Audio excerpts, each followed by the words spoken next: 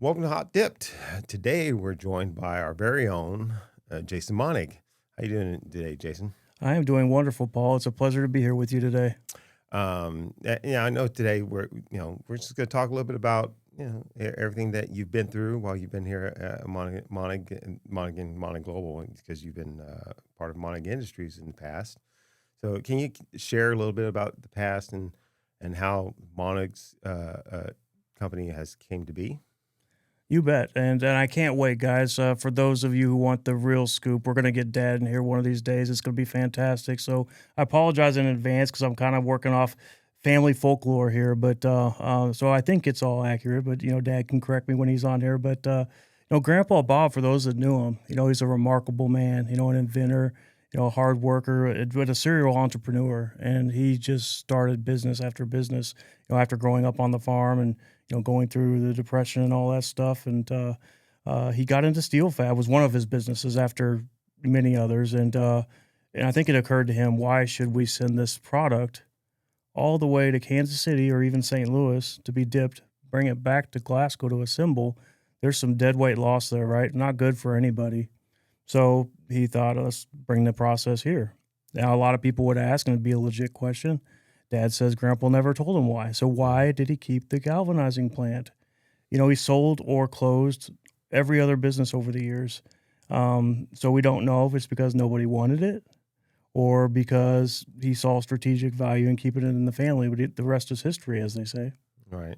Because I remember there were some things he was involved in, like the motorcycle camper and the hay baler, the side. What would you call it? The Lodomatic. Lodomatic. It's a type of hay baler where it sits on the side of a trailer and it loads up the hail bays. But so through the years, what got you started working within the family business? Well, we talked to Ryan a few weeks back, and for those that heard his conversations, my story is not exactly the same, but it's similar.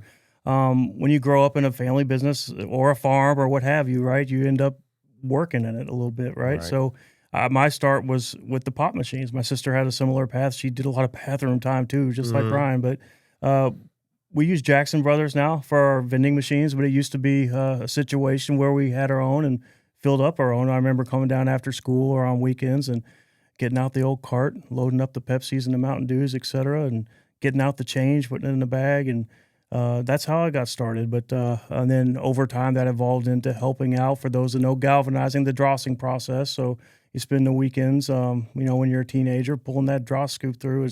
It's a good workout and hard work and good Saturday or Sunday activity usually. And that's how I learned how to galvanize, was on the weekends and up front. And so yeah, it literally ground up. Now, not like Ryan. Ryan has done every single job. He is a handy dude. He can do the maintenance. He can take things apart, put them back together. That is not me.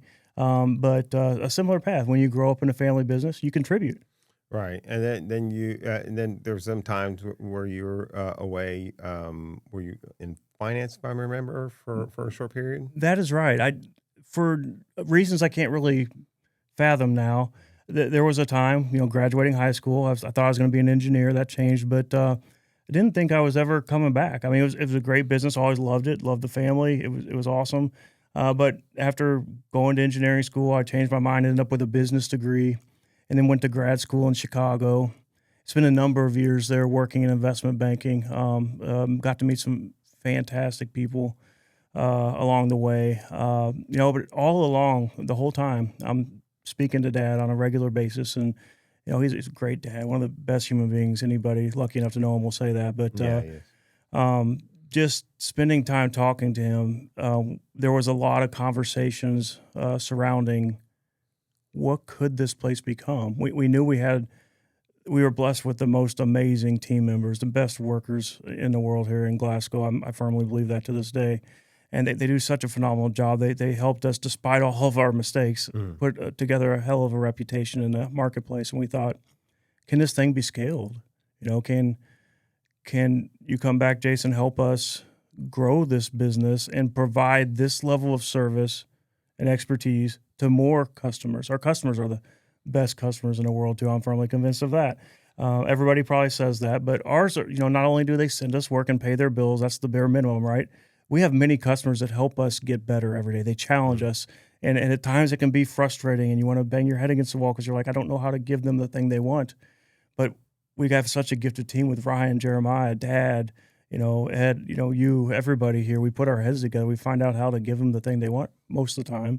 And it's just an amazing feeling. And when we started talking about the possibility of coming back, I thought, man, my time in investment banking has been great. I've learned a lot, met a lot of good people, but if we're going to grow this thing, I got to be a part of that. I got to be a part of our family's legacy.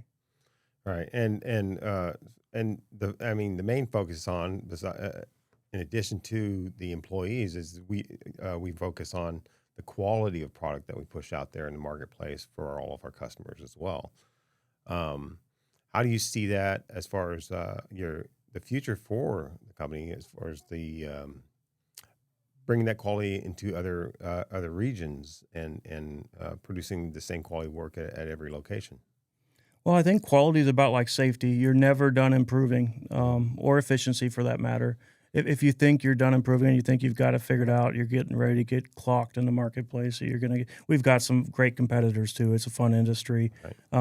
Everybody from the, AZZ, Valmont's, VNS's on down, Metal Plate, South Atlantic, all the mom and pop shops around. They're all fantastic. And I can guarantee you they have competent, exceptional people in many cases running those businesses and doing the work.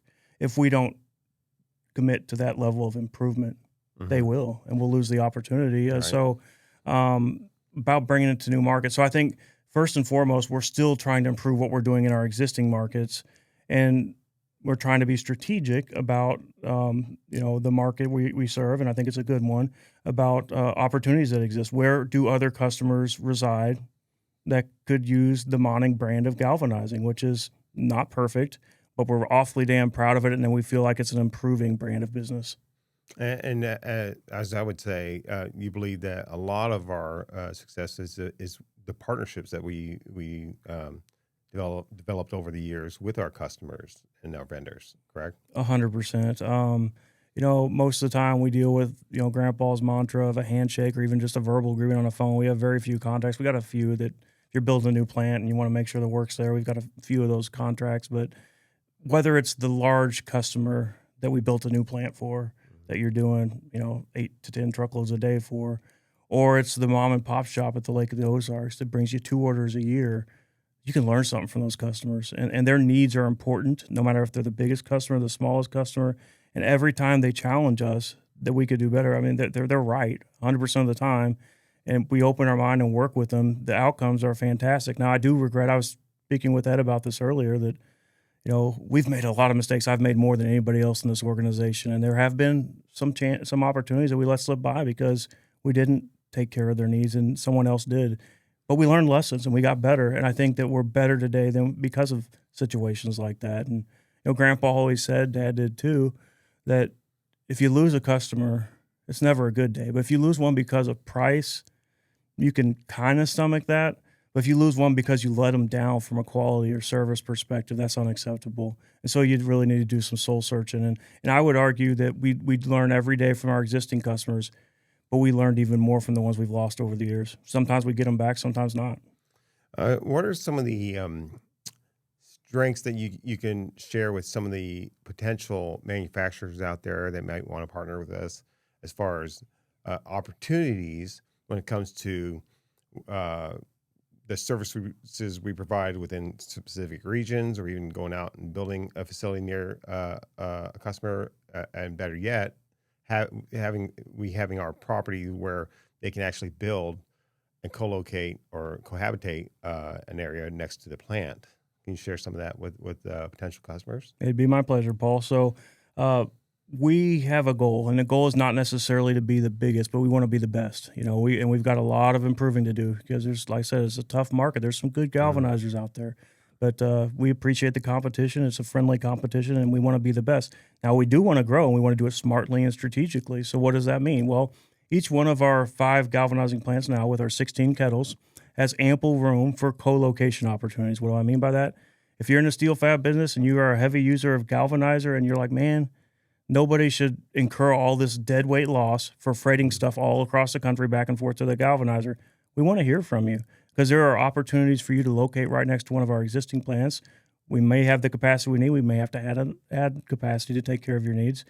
And then conversely, if you're like, man, I wish I had a galvanizer close to me. I have no interest in building another plant in Missouri, Indiana, or Tennessee right now, but I wish there was a galvanizing plant right next to me. We'd like to be included in that conversation. We know there's other options out there, but we feel like the Monnigs could bring you some good value. We have a great team. So give us a call, check out our website, send an email. We are really excited when it comes to locating close to customers and potential customers, again, because that diesel is expensive and you burn a lot of it to move product back and forth. And what do you see as far as your the future of the galvanizing business, and with that future, the growth of Monnig Global and its additional facilities that you may have planned for the near future? That's a great question, Paul. And again, these are my opinions only. Yeah. But they're based on some information. But call it accidental or call it whatever, because the focus here hasn't always been just grow. It was for a while. We made more mistakes than I'm care to admit. Especially safety and quality side, and it was a tough time for us. You can't just build a plant and expect everything to take care of itself. So we created Monnig Global. We brought in some great professionals to augment the team of family members we have on board. And I think we finally got that tremendous team that can help provide the structure we need to grow. So in terms of growing, whether accidental or not, since I moved back from Chicago, which has been 20 years. Wow, it's hard to believe, getting old. We are in that, we are now about 20 times the size we were when I moved back. That's phenomenal growth when you think about it. And so that's us. But there's reasons to expect the industry to be strong in the United States. And one of those reasons is some people I trust that spend a lot of time overseas will tell me that in Europe and Asia, the amount of galvanizing consumed per capita is tremendously higher than here. And I've had some friends recently in Europe. Chris Widmer was one of them, the banker, and he mentioned, there is more galvanized steel if you're paying attention. And so I like to think that there's an element of catching up to the rest of the world, so that makes it a growth market.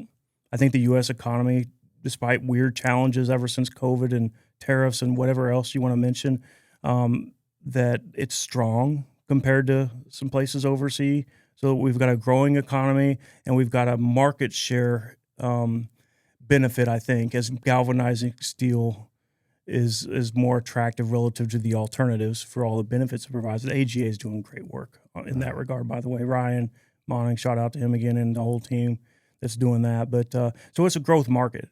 So I do think there's an element of the rising tide lifts all ships. Right. So that's a good thing. But then, however, back to my comment earlier that our goal, and we just had a strategic planning session around this, is to be the best. Maybe we'll be the biggest. I doubt it one day. There's some big, amazing players in the industry, but we want to be the best. So our commitment to excellence, in theory, should take us from a growth industry to a growing company within a growth industry. And I think that there is room to run in the United States in the galvanizing industry. Okay, it's a little sidestep here. With management for yourself, how do you? I know you were a coach in the past, or are still coaching some baseball. Do you see any similarities between coaching and management styles, or is there anything you can elaborate on that? Well, I'm glad you brought that up because we have started, as you know, we've been part of every one of these podcasts. We started to interview some coaches, and we've got several more we're going to involve. And 100%, right? Because what does it boil down to? People. Right. And at some point, when you own a family business or you're working on a farm or whatever, when you start to scale, it is important that your primary objective no longer be to do the thing, to manufacture the widget, to galvanize the steel, to plant the corn. When you get to a certain size, you have to coach a team to do that and do that better, to do it better today than yesterday and do the same thing tomorrow. Similarities between coaching, probably more than I'd like to admit. And what do I mean by that is player-led teams, in my opinion, tend to be the most successful. I think that's true when the Chiefs are on their run with, Kelsey and Mahomes and, the folks out there, Jones. It's true of the championship Cardinals or Royals teams. Some of the high school teams around here. That doesn't mean that you have anarchy and they call the shots. It just means the leaders, the coaches, need to do a good job of setting strategic direction, working hard in practice. You perform how you practice, and then sticking to a process and changing the process if you have to, but focusing on the process, not the outcome. You focus on the process and change the process as you have to, then the outcomes will follow. And in terms of the challenges with coaching, they're similar to the challenges with managing people. Like I said, it takes one bad moment to wreck years of goodwill. And I know from personal experience, and it doesn't matter if it's on a baseball diamond, the basketball court, the gridiron, or the galvanizing plant. If you've got an employee or a team member you've been mentoring, you've been coaching, and you let your emotions get the best of you and you react poorly, and I've done this way too many times. One of the things I admire most about Grandpa and Dad is I never really saw them do that. Mm-hmm. So I've got a long way to go to catch up to those guys. But yeah, so that's something that I think is important in coaching as well as in managing. Something else I would say is you don't see it quite as much in managing a galvanizing plant, but you do. If you're a spouse of an employee or you're the mother or father of a player, you love your person unconditionally as you should, and you're going to go to bat for them. It's not uncommon, as a coach to have a parent come up to you and be like, Junior needs more playing time. He's better than that other kid you're playing. Right. And sometimes you don't necessarily see it the same way, but those are thorny conversations. So you have to work hard with that family so everybody understands what is expected to earn the playing time or the position change or batting order switch or more playing time on a basketball court, what have you. Same thing in galvanizing. Everybody loves their spouse or their kid a lot. And believe it or not, there have been times when we get the phone call, again, making up names, but Junior's not being treated well by that supervisor you got. And you got to be careful because you can't always talk about what's actually going on. And sometimes there's a point there. Sometimes when you look into it, Junior was mistreated. Or sometimes maybe Junior needs to get to work on time or what have you. But the truth, somewhere is in the middle. But the point is the goal that we have is all the same. If you're on the field, you're in the galvanizing plant, you want to win. But you need to do it the right way. Otherwise, nothing else matters. So where there are folks that aren't living up to whatever the standards are, you have to work together to communicate the standards, coach them up to the standards, and then own your mistakes. Like I said, I've made more mistakes than anybody who's ever mentored me, and I apologize to everybody I've heard out there. Not intentional. I think I've learned a little bit from all of them, and I'm going to make more mistakes and learn more. But I think the key thing is a commitment to process, a commitment to fairness, and continuous improvement. And it's true for coaching and managing. Yeah, I mean, it's always a continuous growth process, and we're always having to learn from any of our mistakes, and that's the only way you can grow. One thing some people may ask, with all that you do, how do you find time to balance your time between work and family? Because I know you do coaching, your kids, all your sports things, and then you got the work. That's got to be a lot of mental stress. I would think. So how do you find time to keep your mind calm enough and everything to balance that family and work process? Well, the best I can is the first answer, and sometimes you do make mistakes in that in that regard as well. And what the best thing I can tell you there is just marry the right person. I always have to have someone outkicked that's my coverage. understanding. That's right. So Tammy does a remarkable job with 7 kids. Think about it. So 7 kids. That's a lot in the age range of 16 down to 3. So you marry well and have a great family. Mom and dad and Tammy's folks, and everybody's willing to help out. And the kids really have been pretty understanding too. But not only that, at work you got to have a really good team. I wouldn't trade any member of our team for another team member on another team. I mean, I'm just so proud of them because I like to think that everybody here, as the situation calls for it, will step up and cover for each other. And that happens in our house too. Our younger kids, the ones in the middle, have had to show maturity beyond their years and shoulder more responsibility. And recently we had a situation where there were 4 different kids playing in 3 different cities. And when there's 2 parents, you do the best you can to cover it, but you're still not going to get there. But shout out to mom.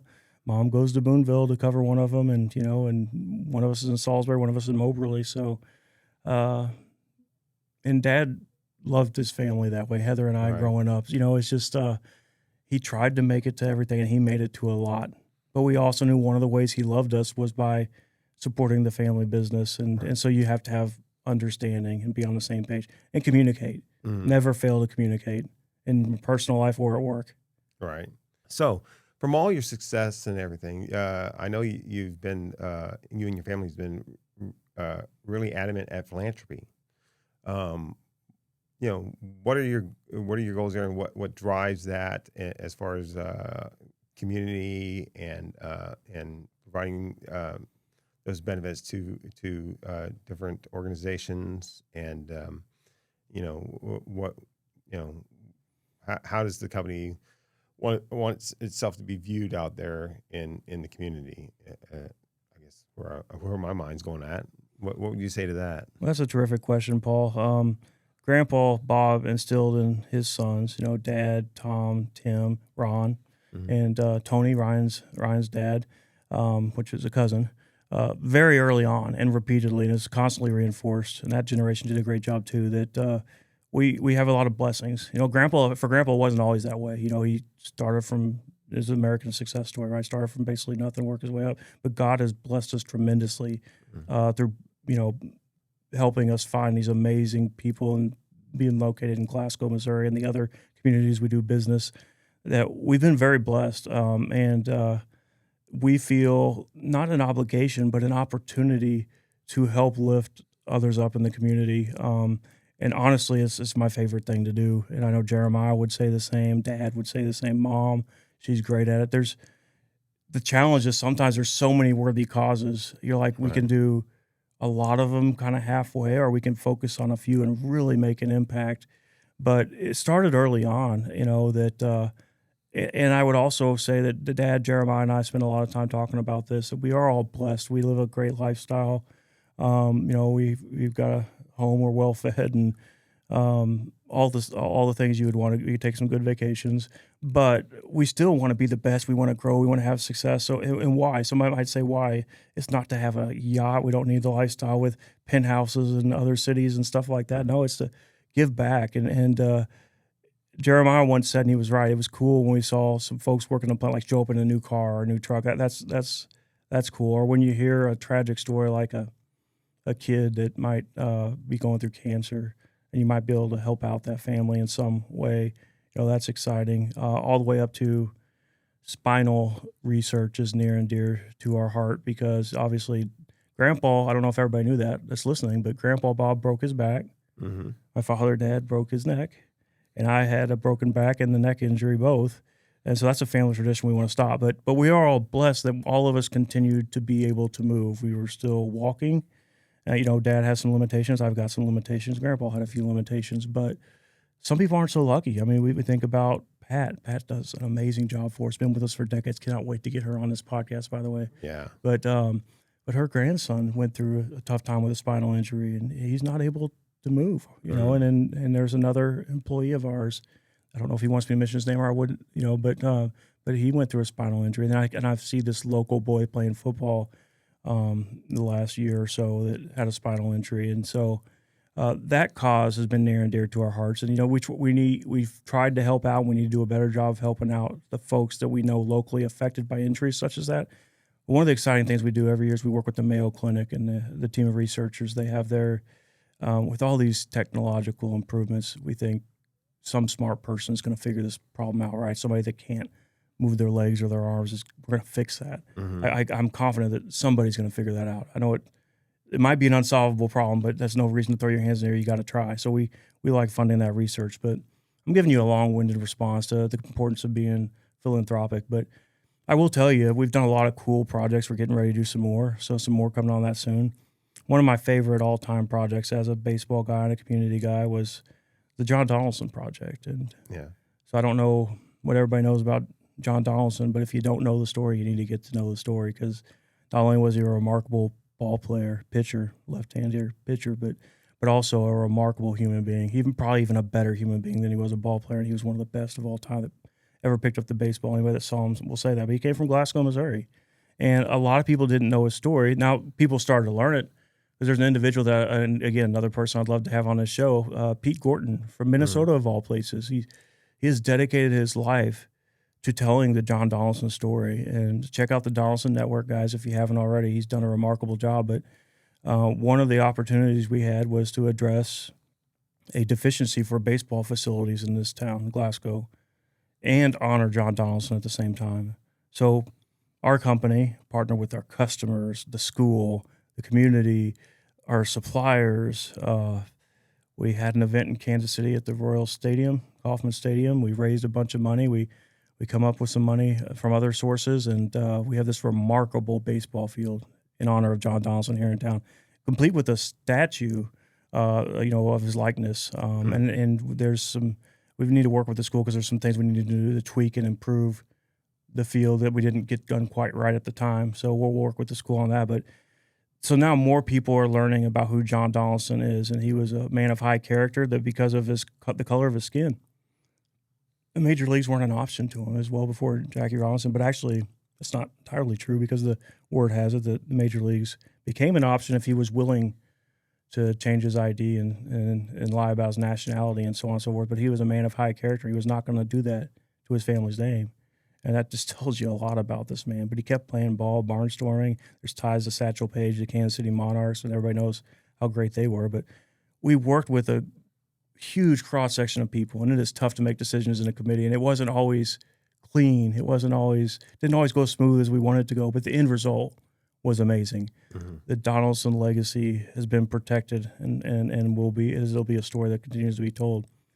And that was a really exciting project. We have some more upcoming projects, and every year we're doing projects, but I'd say that was my favorite. We Grandpa and Mom and Dad did the all-weather track and community track and a bunch of other things, but that baseball field, really proud of it.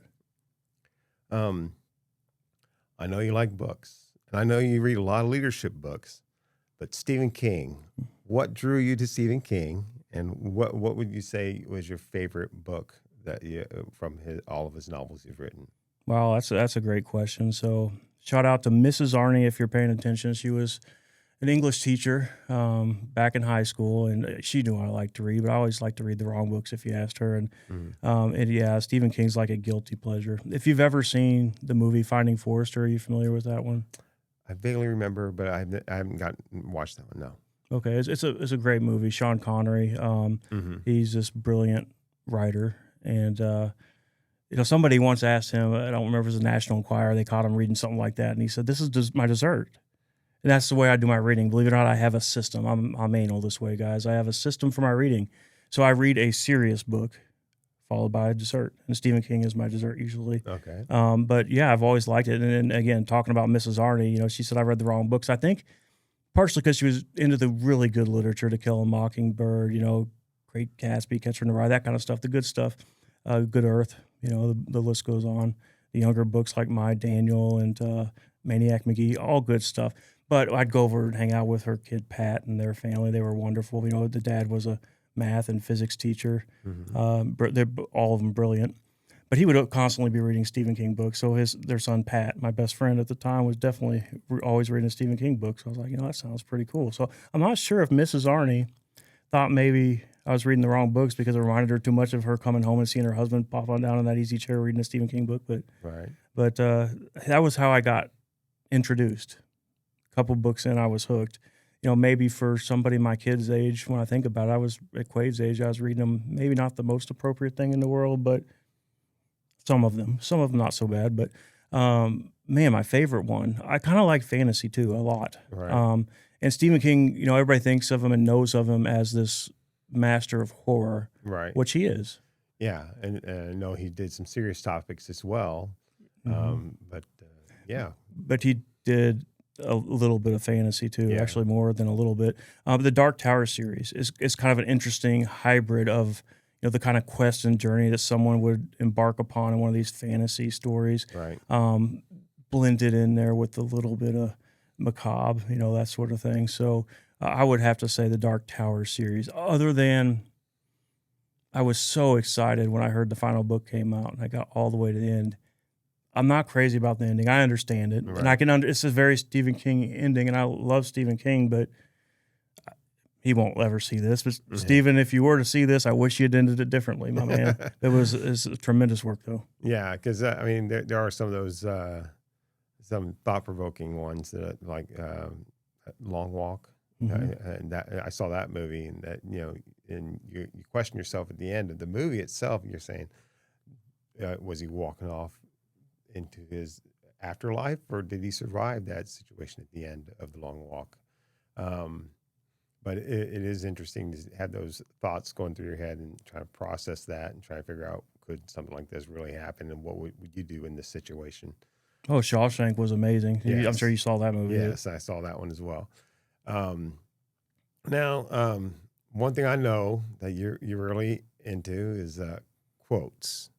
And from all the quotes that you've went through and read through your life, what were some of the most inspirational ones that kind of give you a kind of a drive through the day, or just thinking about them?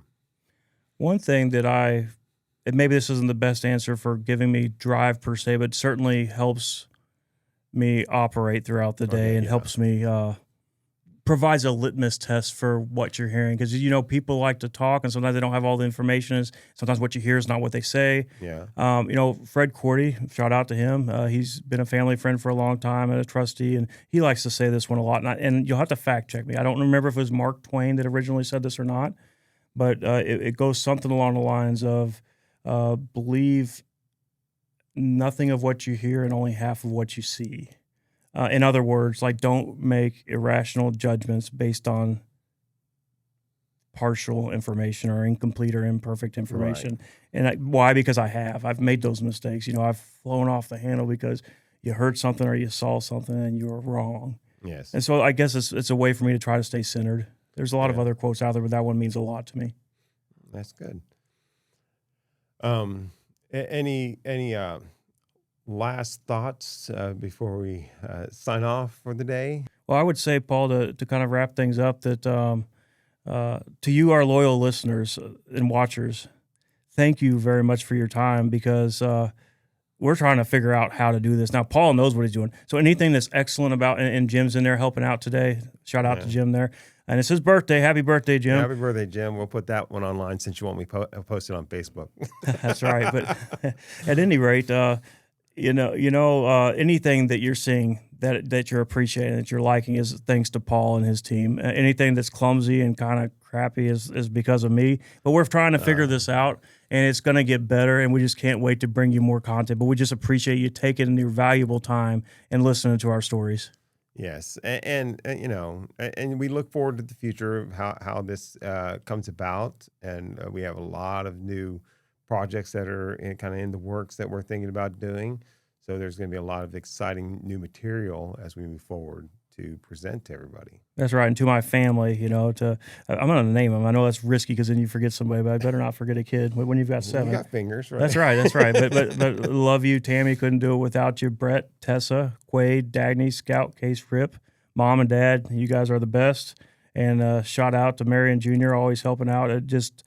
You cannot overstate how important in any walk of life. If you have goals in life, you're not going to get there unless you have a good support system. And I have the absolute best support system. Right. So love you guys. All right. Well, I want to thank you for your time today, Jason. You've just been hot dipped. Feels good. Thank you for watching Hot Dipped. Don't forget to like, subscribe, and click on that notification bell for future episodes.